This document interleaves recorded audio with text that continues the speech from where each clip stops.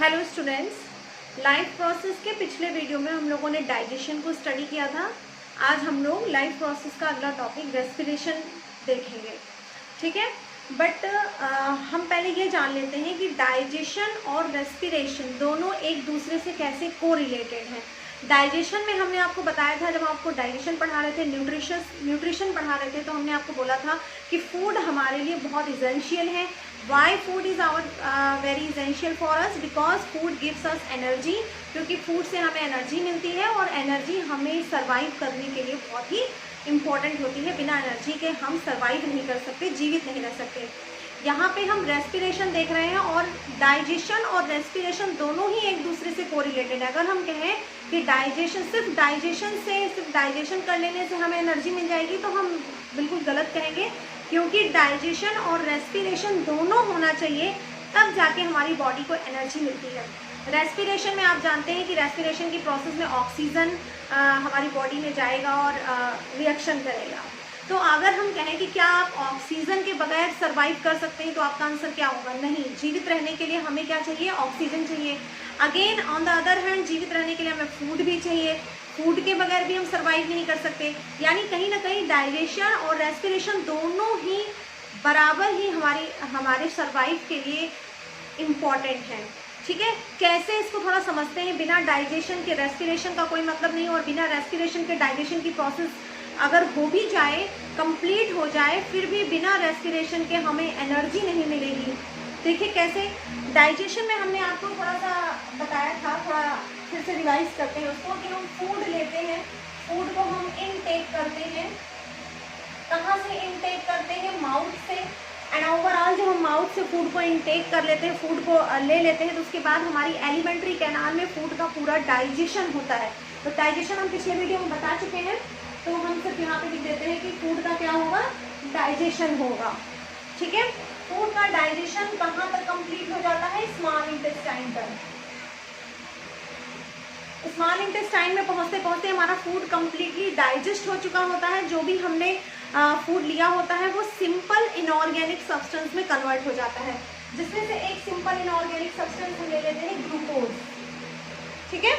जो हमने कार्बोहाइड्रेट खाया था वो किस में कन्वर्ट हो गया? ग्लूकोज में, सिंपल इनऑर्गेनिक सब्सटेंस में। अब स्मॉल इंटेस्टाइन से ये ग्लूकोज एब्जॉर्ब होके हमारे ब्लड में मिक्स हो जाता है, और ब्लड के थ्रू इसे हमारी बॉडी की एक एक सेल में पहुंचा दिया जाता है। यानी ये ग्लूकोज हमारे बॉडी के कहाँ पहुंचता है? सेल में। This is cell. हमारी पूरी बॉडी सेल से बनी है, तो एक एक सेल में इस डाइजेस्ट इनऑर्गेनिक सब्सटेंस को, इनऑर्गेनिक सिंपल सॉल्युबल सब्सटेंस को यू कैन से, एक एक सेल में पहुंचा दिया जाता है। कौन पहुंचाता है? हमारा ब्लड पहुंचाता है। अब ये हमारी सेल है, मान लीजिए सेल में ग्लूकोज आ गया, ये ग्लूकोज है, इसके अंदर ग्लूकोज पहुंच गया। यहाँ पे अब इसका स्टार्ट होगा यूटिलाइजेशन। यूटिलाइजेशन मीन्स अब इसका हमारी बॉडी यूज़ करेगी, इसको यूज़ करेगी इन द फॉर्म ऑफ एनर्जी। इस ग्लूकोज से अब यहाँ सेल में एनर्जी निकाली जाएगी। तो सेल में ग्लूकोज से एनर्जी तभी निकलेगी जब इसके पास ऑक्सीजन भी पहुँचेगा, और सेल के अंदर ऑक्सीजन और ग्लूकोज का होगा रिएक्शन। और ऑक्सीजन कैसे पहुँचेगा? Through the process of breathing. हम ब्रीथिंग करेंगे, सांस लेंगे, ऑक्सीजन को अंदर ले जाएंगे, उसके बाद ऑक्सीजन सेल में पहुंचेगा और रेस्पिरेशन की प्रोसेस स्टार्ट होगी और उससे बनेगा एनर्जी। दैट मीन्स यहाँ तक तो सब कुछ कंप्लीट हो गया, डाइजेशन भी हो गया, सेल के अंदर ग्लूकोज भी पहुँच गया। अब सेल के अंदर ग्लूकोज पहुँच गया, इस ग्लूकोज से एनर्जी कैसे निकलेगी? क्योंकि हमें क्या चाहिए? एनर्जी चाहिए। एनर्जी के लिए हमने फूड लिया है, एनर्जी के लिए फूड को डाइजेस्ट किया गया, डाइजेशन करके उसको सिंपल इनऑर्गेनिक सब्सटेंस ग्लूकोज में कन्वर्ट किया गया, ग्लूकोज को सेल में भी पहुंचा दिया गया। लेकिन सेल में इस ग्लूकोज से एनर्जी कौन निकालेगा? जब इसको मिलेगा ऑक्सीजन। क्या मिलेगा?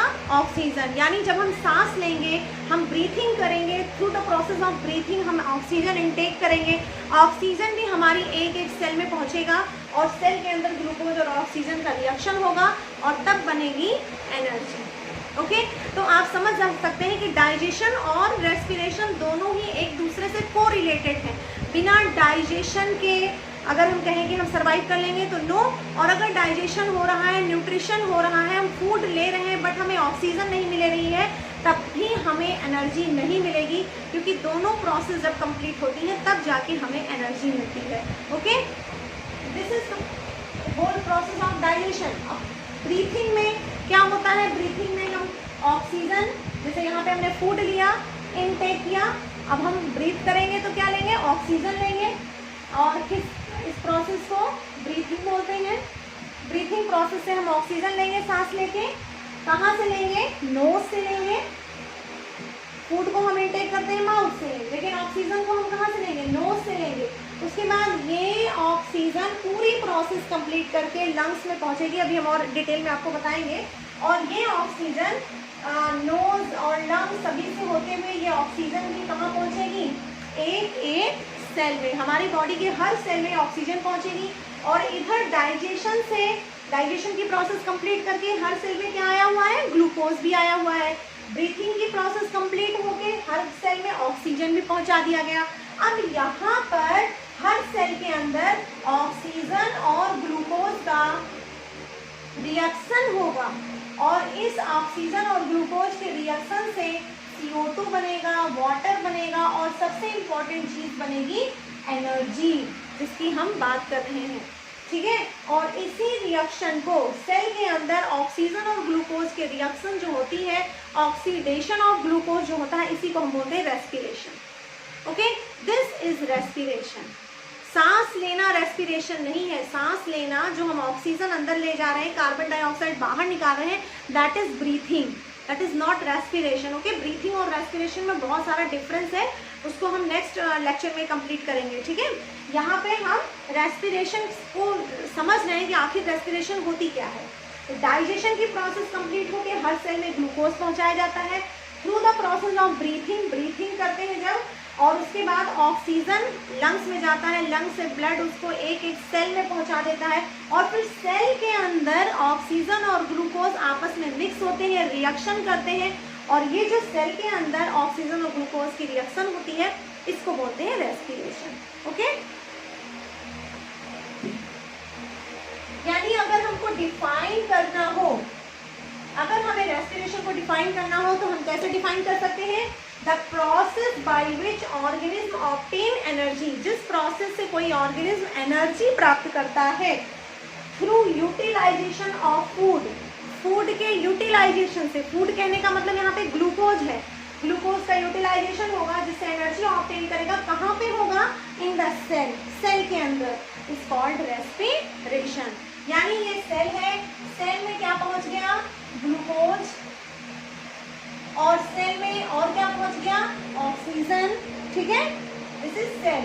एक सेल नहीं है हमारी बॉडी के अंदर, मल्टीपल सेल हैं, अनगिनत सेल हमारी बॉडी के अंदर होती हैं, और हर एक सेल में डाइजेशन की प्रोसेस कंप्लीट करके, न्यूट्रिशन की प्रोसेस कंप्लीट करके क्या पहुंचता है? ग्लूकोज, एंड ब्रीथिंग के थ्रू ऑक्सीजन पहुंचता है। सेल में ग्लूकोज और ऑक्सीजन दोनों आपस में मिक्स होते हैं, दोनों रिएक्शन करते हैं। ग्लूकोज और ऑक्सीजन की रिएक्शन से ग्लूकोज प्लस ऑक्सीजन दोनों रिएक्शन करेंगे तो बनेगा CO2 प्लस वाटर, कुछ अमाउंट में वाटर भी बनेगा, और क्या बनेगा? एनर्जी बनेगी। This reaction is called respiration. यानी ग्लूकोज के बर्निंग करने से जो एनर्जी रिलीज हो रही है, दैट इज कॉल्ड रेस्पिरेशन। ठीक है, ये आपका रेस्पिरेशन है। अगर इसको हम थोड़ा केमिकल फॉर्मूला से लिखें तो ग्लूकोज का फॉर्मूला होता है C6H12O6 plus O2 arrow CO2 plus H2O plus energy. अगर हम इस रिएक्शन को बैलेंस करेंगे तो यहाँ 6, यहाँ 6, यहाँ भी 6। ओके, बैलेंस करना हम एक वीडियो में आपको बता चुके हैं। अगर अभी आपने बैलेंस करने वाली वीडियो नहीं देखी है तो मैं उस वीडियो का लिंक डिस्क्रिप्शन बॉक्स में दे दूंगी, उसे भी देख लीजिएगा। ओके, तब आपको बैलेंस करना आ जाएगा कि ये नंबर्स क्यों यहाँ पे लगाए जाते हैं। ठीक है, तो ये ओवरऑल रेस्पिरेशन की रिएक्शन है। ठीक है, इसको हम एक तरह से और भी डिफाइन कर सकते हैं। हमने आपको केमिस्ट्री में बताया है कि ऑक्सीजन से रिएक्शन जब कहीं होती है, जब किसी भी सब्सटेंस में ऑक्सीजन मिक्स होता है तो उसको बोलते हैं ऑक्सीडेशन, उस रिएक्शन को बोलते हैं ऑक्सीडेशन। तो आप देख रहे हैं यहाँ पे ग्लूकोज में ऑक्सीजन मिक्स हो रहा है, तो हम इसको क्या बोल सकते हैं? ऑक्सीडेशन ऑफ ग्लूकोज भी बोल सकते हैं। यानी हम कह सकते हैं कि respiration is a oxidation of glucose. Oxidation करना, किसका ऑक्सीडेशन? ग्लूकोज का करना। क्या करने के लिए? To release energy, CO2 and water. ठीक है, ये आपका रेस्पिरेशन में ये प्रोसेस कंप्लीट होती है, रिएक्शन होती है। अब बात करते हैं थोड़ी एनर्जी पर। ये जो एनर्जी है, जो हमारी बॉडी में एनर्जी रिलीज हो रही है, इस एनर्जी का कुछ अमाउंट तो तुरंत खर्च हो जाएगा, क्योंकि हमें हर वक्त एनर्जी की ज़रूरत होती है, चलने के लिए, बोलने के लिए, खाने के लिए, पीने के लिए, रन करने के लिए, हर चीज़ के लिए हमें एनर्जी चाहिए। हर वक्त हमें, हमारी बॉडी को एनर्जी की ज़रूरत होती है। तो कुछ एनर्जी तो हर वक्त यूज़ होती रहेगी, लेकिन कुछ एक्स्ट्रा एनर्जी जो बन जाएगी वो हमारी बॉडी में स्टोर हो जाएगी, कि जब कभी एनर्जी की ज़्यादा ज़रूरत पड़ेगी तो जो स्टोर एनर्जी होगी वो निकलेगी। ठीक है, अब ये स्टोर कैसे होगी एनर्जी? तो ये जो एनर्जी बनी है, ये इसी सेम फॉर्म में हमारी बॉडी में स्टोर नहीं हो सकती। ये एनर्जी जो होती है, ये ADP plus phosphate, inorganic phosphate से रिएक्शन करके, ADP का full form ADP, adenosine diphosphate. जो एनर्जी हमारी बॉडी में बन रही है वो एडिनोसिन डाइफास्फेट के साथ मिक्स हो जाती है, प्लस इनऑर्गेनिक फास्फेट भी इसमें मिक्स हो जाता है। तीनों आपस में रिएक्शन करके बना लेते हैं ATP, एडिनोसिन ट्राइफास्फेट। ओके, तो इस तरह ये ATP बन जाएगा, और ATP एनर्जी का ही रूप है। इस रूप में हमारी बॉडी में एनर्जी स्टोर रहती है। यानी हमारा शरीर किस रूप में एनर्जी को स्टोर करता है? ATP के फॉर्म में।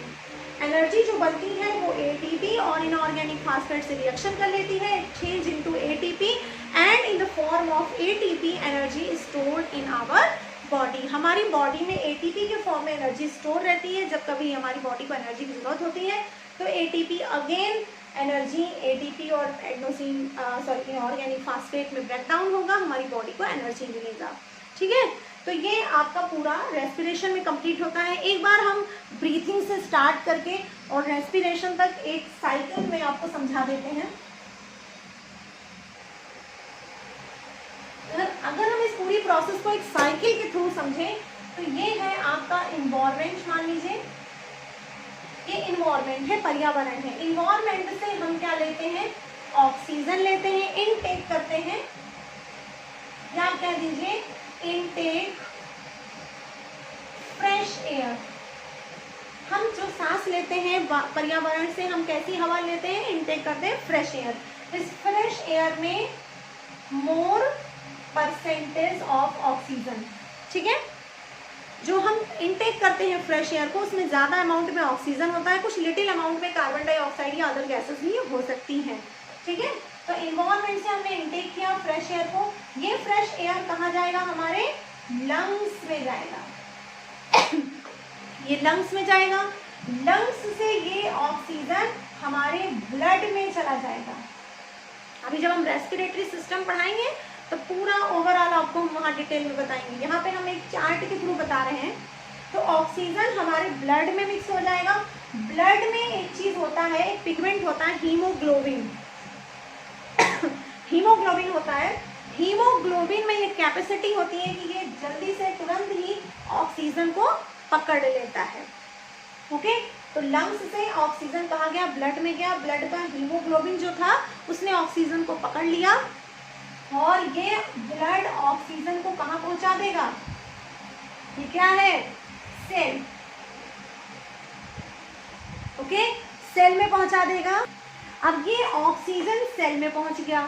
देखिए, ये ऑक्सीजन कहाँ पहुंच गया? सेल के अंदर पहुंच गया। ये सेल है, और सेल में क्या पहुंचा दिया? ऑक्सीजन। किसने पहुंचाया? ब्लड ने पहुंचाया। ब्लड के कौन से पिगमेंट ने? हीमोग्लोबिन में। ठीक है, अब हर सेल में, ऐसी हमारी बॉडी में बहुत सारी सेल हैं, एक एक सेल में ऑक्सीजन पहुंचा दिया जाएगा। सेल में और क्या है? ग्लूकोज है। ऑक्सीजन और ग्लूकोज का यहाँ पे क्या हो जाएगा? रिएक्शन हो जाएगा। यानी यहाँ पर हम कह सकते हैं ऑक्सीडेशन ऑफ ग्लूकोज। सेल के अंदर ऑक्सीडेशन ऑफ ग्लूकोज हो जाएगा, क्योंकि यहाँ पे ग्लूकोज है, उसको ऑक्सीजन जैसे ही मिलेगा ग्लूकोज का हो जाएगा ऑक्सीडेशन।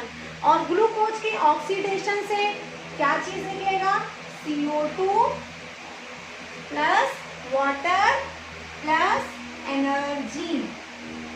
ओके, CO2 रिलीज होगा, वाटर निकलेगा और क्या निकलेगा, एनर्जी निकलेगा। एनर्जी हमारी बॉडी स्टोर कर लेगी, लेकिन वाटर में कोई हार्मफुल चीज़ नहीं है। इसमें हार्मफुल क्या है, इसमें हार्मफुल है CO2। CO2 हमारी बॉडी अपने अंदर रखना नहीं चाहेगी, वो चाहेगी कि CO2 एक हार्मफुल गैस है, इसको तुरंत ही यहाँ से निकाला जाए। जिस रास्ते से ऑक्सीजन आया है उसी रास्ते से इनको CO2 को वापस भेज दिया जाए। ऑक्सीजन को लाया कौन था, ऑक्सीजन को लेकर आया था ब्लड। ब्लड का कौन सा पार्ट, हीमोग्लोबिन। तो CO2 को वापस ले भी कौन जाएगा, ब्लड लेके जाएगा। तो यहाँ पे हर सेल में CO2 गैस बन रही है through the oxidation of glucose. इस CO2 को अगेन किसको दे दिया जाएगा, ब्लड को दे दिया जाएगा। ठीक है, ब्लड का कौन सा पार्ट इसको पकड़ लेगा, हीमोग्लोबिन। हीमोग्लोबिन CO2 को अपने साथ जोड़ लेगा और इसको वापस ले जाके कहाँ छोड़ देगा, लंग्स में। और लंग्स से हम इसको बाहर रिलीज कर देंगे। जब हम सांस लेते हैं तो एक बार हम एयर को इनटेक करते हैं और एक बार रिलीज करते हैं। इनहेल एक्सहेल ऐसा चलता है ना ब्रीथिंग में।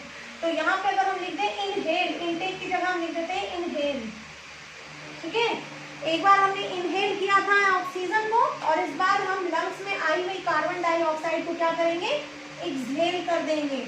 एक्सहेल फॉर एयर मीन्स जो इम्प्योर एयर है, जो प्रदूषित एयर हमारी लंग्स में भर गया है, फॉरेन एयर, उसको बाहर एक्सहेल करेंगे। इसमें था मोर अमाउंट ऑफ ऑक्सीजन और इस वाले में होगा मोर परसेंटेज ऑफ CO2। इसमें CO2 ज्यादा होगा और ये वापस कहाँ चला जाएगा, एनवायरमेंट में। तो इस तरह से पूरा आपका प्रोसेस कंप्लीट होता है। एनवायरमेंट से हम इनहेल करते हैं, अंदर ले जाते हैं कौन सी गैस को, ऑक्सीजन को। वो कहाँ जाती है, लंग्स में। लंग्स से हमारे ब्लड में मिक्स कर दिया जाता है।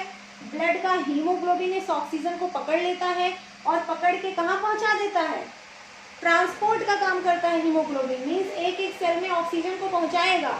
ऑक्सीजन में पहले से और क्या रहता है, ग्लूकोज। ग्लूकोज कहाँ से आया है, डाइजेशन करके आया है ना। तो ग्लूकोज भी सेल में भरा हुआ है। तो ऑक्सीजन और ग्लूकोज दोनों आपस में सेल के अंदर रिएक्शन करेंगे, ऑक्सीडेशन ऑफ ग्लूकोज होगा। ऑक्सीडेशन ऑफ ग्लूकोज से तीन चीजें बनेंगी, CO2, वाटर और एनर्जी। एनर्जी की तो हमारी बॉडी को जरूरत है, एनर्जी तो हमारी बॉडी स्टोर कर लेगी। कौन से फॉर्म में स्टोर करेगी, ATP के फॉर्म में। CO2 हार्मफुल गैस है, CO2 हमारी बॉडी ज़्यादा देर तक नहीं रखेगी, इसको तुरंत ही वापस किसको दे देगी, ब्लड को देगी। ब्लड ट्रांसपोर्ट है, ट्रक है, ऑक्सीजन लेकर आया, कार्बन डाइऑक्साइड लेकर जाएगा। ठीक है, तो सेल बोलेगी कि ठीक है ऑक्सीजन जो लाए हो वो हम ले लेते हैं, लेकिन बदले में वापस CO2 को लेकर आप जाओ। तो ब्लड फिर से ऑक्सीजन को दे दिया और वापस जाते समय किसको लेके जाएगा, CO2 को लेकर जाएगा। वही हीमोग्लोबिन जो ऑक्सीजन को पकड़ कर लाया था, वही CO2 को पकड़ कर वापस ले जाएगा। ले जाके कहाँ डाल देगा, लंग्स में भर देगा। लंग्स से हम एक्सहेल करेंगे, मीन्स सांस को बाहर निकालेंगे। और जब एक्सहेल करके हम एयर को बाहर निकालेंगे तो उसमें से CO2 इन्वायरमेंट में बाहर रिलीज हो जाएगा। This is the overall breathing, respiration का पूरा एक एक स्टेप, मीन्स ऐसा साइकिल हमारी बॉडी के अंदर चलता है। ठीक है, अब हम आपको स्टेप्स बता देते हैं। अगर हम सिर्फ रेस्पिरेशन की बात करें तो रेस्पिरेशन में कितने स्टेप्स कंप्लीट होते हैं, अगर हमें स्टेप्स लिखने हो, स्टेप्स इन रेस्पिरेशन। देखिए, सबसे पहले हम क्या करते हैं, इनटेक करते हैं, या इनहेल आप लिख सकते हैं, इनटेक ऑफ ऑक्सीजन। सबसे पहले हम ऑक्सीजन लेते हैं। कैसे लेंगे, बाय ब्रीथिंग, ब्रीथिंग करके लेंगे। ओके, अब ये ऑक्सीजन जाएगा तो क्या करेगा, ऑक्सीडेशन करेगा, ऑक्सीडेशन ऑफ ग्लूकोज। ये ऑक्सीजन ग्लूकोज से मिक्स होगा और जब किसी सब्सटेंस से ऑक्सीजन मिक्स होता है तो इस रिएक्शन को हम बोलते हैं ऑक्सीडेशन, यानी ग्लूकोज का ऑक्सीडेशन करेगा। कहाँ पे होगा ग्लूकोज का oxidation, in the cell, cell में होगा। थर्ड स्टेप, जब ऑक्सीडेशन होगा ग्लूकोज का तो रिलीज होगा, या प्रोडक्शन आप लिख सकते हैं, रिलीज की जगह हम प्रोडक्शन लिख देते हैं क्योंकि वाटर भी बनेगा, तो production of CO2, water and energy, 3 चीजें बनेगी इससे। एनर्जी को हमारी बॉडी स्टोर कर लेगी, एनर्जी इज स्टोर्ड कौन से फॉर्म में, इन the form of ATP, ATP के फॉर्म में हमारी बॉडी इसको स्टोर करेगी, और CO2 को क्या कर देगी, रिलीज कर देगी। CO2 is released out by breathing, breathing करके ही CO2 को बॉडी से बाहर रिलीज कर दिया जाएगा, बाहर निकाल दिया जाएगा। ठीक है, एक बार अगर ATP की बात करें, कभी कभी क्वेश्चन पूछा जाता है कि ग्लूकोज की बर्निंग से, ग्लूकोज के ऑक्सीडेशन से कितने ATP एनर्जी मिलता है हमें, तो हम रिएक्शन को ऐसे लिखेंगे, C6H12O6, ये ग्लूकोज का फॉर्मूला है, इसको मिलेगा ऑक्सीजन, तो बनेगा CO2 plus water plus ATP, ATP means energy. इसको अगर बैलेंस करेंगे तो यहाँ पे कितने ATP बनते हैं, 1 ग्लूकोज के मॉलिक्यूल के ऑक्सीडेशन से 38 ATP एनर्जी हमें मिलता है। यानी एक ग्लूकोज का ऑक्सीडेशन होगा तो कितना ATP एनर्जी मिलेगा, 38। ATP एनर्जी का मेजरमेंट है, एनर्जी का एक फॉर्म है। हमारी बॉडी एनर्जी को ATP के फॉर्म में हमारी बॉडी के अंदर स्टोर करती है। Okay, this is all about your respiration. जैसे डाइजेशन में हमने बताया था कि डाइजेशन में बहुत सारे ऑर्गन पार्टिसिपेट करते हैं और उन ऑर्गन के पूरे सेट को हम बोलते हैं डाइजेस्टिव सिस्टम। वैसे ही रेस्पिरेशन में बहुत सारे ऑर्गन पार्टिसिपेट करते हैं। कौन कौन से ऑर्गन इसमें पार्टिसिपेट करते हैं, उन सबको मिला के हम बोलते हैं रेस्पिरेटरी सिस्टम, जिसमें जो मेजर ऑर्गन है वो है लंग्स आपका। और रेस्पिरेटरी सिस्टम के बारे में हम लोग अगले लेक्चर में पढ़ेंगे। ओके, अगर इस टॉपिक में अभी भी आपको कोई भी डाउट है, कोई क्वेरीज है तो कमेंट बॉक्स में पूछिए। Till then, good bye and keep learning.